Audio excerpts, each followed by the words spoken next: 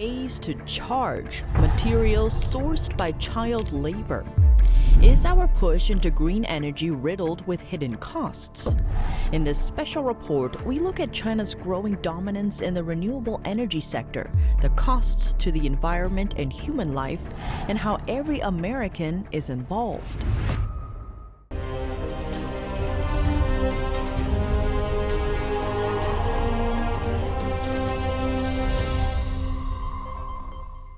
Welcome to China in Focus. I'm Tiffany Meyer. The U.S. seems to have declared war on fossil fuels.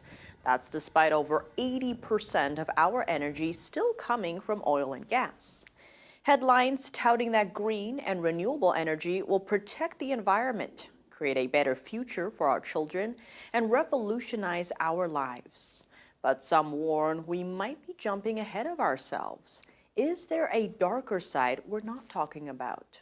Under the guise of green energy and trying to make everything a very positive experience. The fact of the matter is there is child labor involved in bringing the minerals out of the countries that we rely on for our wonderful clean vehicles and power. And so they're kind of a misnomer that we can feel good when it's really relying on child labor. Silicon Valley author Ann Bridges notes this isn't a new realization, but it has been getting slightly more attention lately. To fuel our green revolution, oil and gas are swapped out for cobalt and polysilicon. But where do these materials come from, and how do we get them? The U.S. federal government has, for the first time, included raw materials used in the clean energy transition on its list of goods linked to child labor. Those materials include cobalt, used in lithium-ion batteries, and polysilicon, used to make solar panels. That report noted the Republic of the Congo in Africa is responsible for around 70% of the world's cobalt, and a large chunk of that is sourced through child labor. An estimated 40,000 of the 255,000 miners involved in the industry are children. That's about 1 in 6 miners. Some are as young as 6 years old, often working 12-hour days and for very low pay. A company called Electra Battery Materials says demand for cobalt increased by 22% in 2021, while some estimates say it could grow 30% by 2025. As for polysilicon, China's Xinjiang region, also known as East Turkestan, makes up around 45% of the world's source. That's the area home to the Muslim ethnic minority group, the Uyghurs.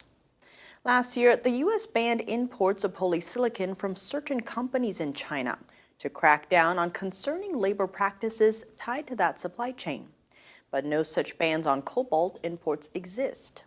On top of the human rights concerns is our push into renewable green, fueling a growing dependency on China for these materials. If we've built an energy system around a dependency on raw materials from China, on rare earth minerals from China, we're going to find ourselves without a secure, reliable energy source at a time when we're potentially going to war.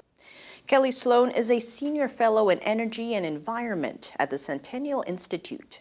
He notes if we continue on this path without putting a working energy policy in place, we'll find ourselves in a situation where American citizens won't be able to turn lights on, won't be able to put fuel in their cars or electricity in their cars. If you go all EV, we won't be able to drive around. We won't be able to feed ourselves. The link between national security and energy is that all an adversarial country really needs to do is go after your energy supply. If they can turn the lights out.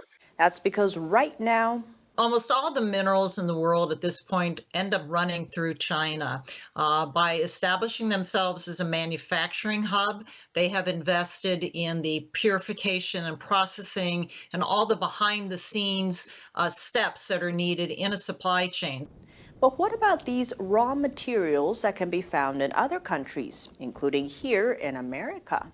So when you talk about, there's lithium everywhere or there's cobalt in other places, yes, that's true. But eventually all of them get put on ships and sent to China. And then China does the manufacturing of the different components that then fit into the finished product, which are then shipped out to the rest of the world. And that dependency on the Chinese regime is setting off alarms. As long as they're holding the cards, they can shut that supply off. And if we don't have an energy policy in place where we can provide for our own needs, meet our own demand, then we're going to be in the same position as a lot of Europe is right now, trying to struggle to find where are we going to do this? Are we going to can we ramp up drilling quick enough to get some natural gas online? Can we ramp up the plants that we shut down? It takes years to get a nuclear plant. And as for how China established this global dominance, China's dominance using the Belt and Road Initiative, and I think they have one now called the String of Pearls, which is to try to connect all the different countries around the world to export to them, has really created a reliance on a single country for really the technology and the tools that the rest of the world uses for our daily life. I mean, literally, if you can't get a smartphone, if you can't get your car, you're going to be thrown back a couple hundred years in time in terms of trying to struggle to survive. The Belt and Road Initiative is China's global infrastructure strategy, which some have dubbed debt trap diplomacy. Under it, the Chinese regime offers major loans to improve infrastructure in developing foreign nations, but often swoops in to collect key assets later when the countries can't pay back their debt. One example is with Laos, which recently signed a 25-year concession agreement with a Chinese company to control the nation's power grid. That includes electricity imports to other countries. They convinced people that it was too dirty to do, too harmful for the environment. They were happy to do it. They had this large country. As a result, what we've got is a number of people in countries who are totally reliant on China's capabilities in manufacturing because we have ceded our own manufacturing base over to them. It's akin to how Germany and other European countries are finding out now just how dependent they are on Russia for their energy needs. That's in the wake of Russia's invasion into Ukraine, the West's sanctions, and Russia's retaliation. But as for just how serious this is, energy security is national security. If you don't have a way to move people around, if you don't have a way to put your planes in the air and move troops, for example, from one place to the other, you are literally a sitting duck. Sloan adds energy is vital to all parts of our lives, from the economy to how we feed ourselves, keep ourselves warm, and manufacture things. All of it relies on a secure energy source. Right now, fossil fuels power 80% of our energy needs. If we switch to green and renewables, we are depending on what's a potential global adversary for what is critical, basic critical infrastructure. Now, when it comes to the argument that green energy can replace fossil fuels, Bridges notes there's one key area people often forget about. Green energy may supply electricity, well, like solar power, wind power. It will never be able to replace heat. And heat is what is used for industrial processing. Heat is what is made to make steel and bend steel into your cars and your tanks. Heat is what is used besides your own home and cooking, but heat is what is used really for the ways to make life work. And that plays out in electric vehicles. Even when you talk about cars, the electric car doesn't work well in cold weather. It loses, the battery itself loses the range. So all of a sudden, if you're going uphill in the wind in the cold in Wyoming, you can only go about 100 miles. Even though your battery says it's rated for 300, well, all of a sudden now you have to find a place to charge. And that is not the way we have lived our life. We have lived our life with energy being handy and convenient and affordable. Sloan notes right now, because we just don't have the battery technology to be able to store that energy. That's the biggest issue with it. If we could effectively store energy or efficiently store energy, solar and wind would be great, but we just can't do that. I mean, the batteries in these things last how long, right? But as for steps to boost our battery production and storage, there's another issue. A lot of the raw materials for that are going to have to come from places like China. We just don't have enough of them here with the rare earth minerals, and that poses another set of problems. political, obviously, economic, if we're relying on a country that may not have our best economic interests at heart at all times for, critical minerals, strategic, when if, something happens within the Taiwan Strait. Now, what's holding us from manufacturing it ourselves? Bridges notes.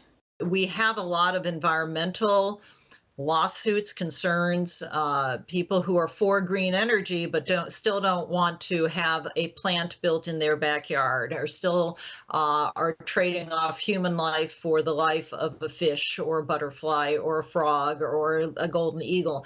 She adds, sometimes it's worth thinking about what exactly the argument is. If you really look at nature and include human in that, I think you have to look at the priority decisions and say, what are we really trying to do here? Are we trying to leave land pristine pure, or go back 200 years, or go back 1,000 years before humans even thought of a machine? I mean, those are kinds of discussions that have been squelched, but they really are at the heart of the issue. But on top of that, Bridges notes what it boils down to is environmentalist lobby is well funded from a lot of nonprofits, a lot of foundations. We currently have a Secretary of the Interior who, frankly, between her and the head of the EPA, is pretty much blocking any kind of resource development. And as for the rules themselves, there are regulations in place that have not been updated for about 50 years, and no one wants to touch them, especially anything related to nuclear, because that has been forbidden. Now, all of a sudden, we're seeing a resurgence in nuclear energy, and we're looking at it going, well, okay, if we need to open up that can of worms again, quote unquote, then maybe this is an opportunity to really look at a lot of these environmental issues and say, yes, we can do it well, we can do it cleanly. And if the idea is to protect the environment, the air environment, then why on earth can't we also protect the land and the water in a similar fashion? It's not one versus the other. That's all for today's China in Focus on YouTube. We're now sharing a shortened version of our program here after being demonetized for more than a year. Here's what to look out for in our second half. Is clean energy really clean? And could it be linked to a dark side of abuse? Next, we deep dive into the toxic side of renewable energy, the ways of storing it, and what it means for our environment going forward. The full episode is available on our partner platform, Epoch TV. To sign up, click the link down below. Thanks for watching China in Focus. I'm Tiffany Meyer. See you tomorrow. Shenyun Creations, the streaming platform from Shenyun, featuring world-class dance, past programs, and all original music.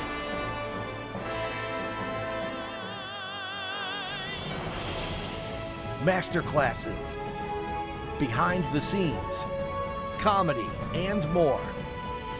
Explore shenyuncreations.com.